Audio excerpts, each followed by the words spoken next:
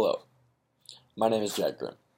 Today I will embrace one of the greatest events in American history, and probably one of the most quoted and memorized speeches of all time. A speech that became an iconic endorsement of the fundamental ideas of liberty, democracy, nationalism, and equal rights. This speech is known as the Gettysburg Address, given by President Abraham Lincoln in 1863. I received a lot of information that I used to prepare for this speech from EBSCOhost.com. It had a lot of articles that helped show me some biblical language and themes that President Lincoln used in his Gettysburg Address. Abraham Lincoln was born on February 12, 1809, in Hodgenville, Kentucky. Lincoln grew up a politician and a lawyer who would go on to serve as the 16th President of the United States of America. Lincoln is most well known for his fight against ending slavery. This included placing the Emancipation Proclamation in 1863, where Lincoln used the United States Army to protect runaway slaves. This document encouraged border states to outlaw slavery and would eventually lead to the passing of the 13th Amendment in the United States of America, where slavery was officially abolished. Lincoln would go on to live a great life as a leader and a role model in the United States before being assassinated on April 15, 1865, by a man named John Wilkes Booth. Lincoln was attending a play at Ford's Theater on Good Friday to celebrate the ending of the war. President Lincoln served his terms in office during the time of the Civil War. This was an internal conflict where the North faced off against the secessionists of the South, which consisted of 11 southern states, known as the Confederate States of America.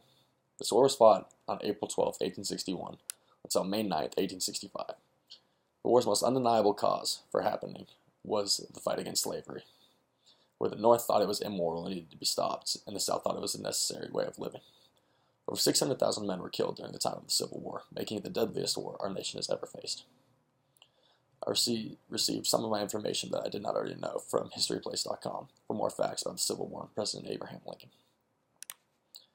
The Battle of Gettysburg is known as one of the turning points of the Civil War. This battle was fought on July 1st through July 3rd in 1863 in Gettysburg, Pennsylvania. The Union Army faced off against the Confederacy, eventually defeating them in a 3-day fight. The Battle of Gettysburg held most casualties for a single battle in the entire war, with around 60,000 deaths and many more injured. The Gettysburg Address is known as one of the greatest speeches in all of American history. It was given by the 16th President of the United States of America, Abraham Lincoln. The speech was given on Thursday, November 19, 1863. Gettysburg Address was held at the Soldiers' National Cemetery in Gettysburg, Pennsylvania. The speech was delivered in dedication to the men who passed 4.5 months before during the Battle of Gettysburg between the Union and Confederate armies. Lincoln gave a speech in just 3 minutes, consisting of 272 words, in front of thousands of family and friends of the fallen soldiers. Lincoln wrote the speech just the night before, but no matter the length or the preparation, Lincoln's Gettysburg Address went down as one of the greatest speeches ever given. The facts of the Gettysburg Address I found were taken from History.com. This site would help me summarize how I would inform everyone of this famous speech. President Lincoln's speech became famous with 272 words in a short couple of minutes. Not because of any great word choice, length, or emphasis. It was because he brought together a nation. He taught everyone how the Civil War was affecting the United States and what it was doing. Lincoln talked about how the soldiers that had fallen in battle were bringing America's democracy together and would heal our nation for the future. Gettysburg Address is so memorable because of its power and such simplicity. President Lincoln gets straight into his speech.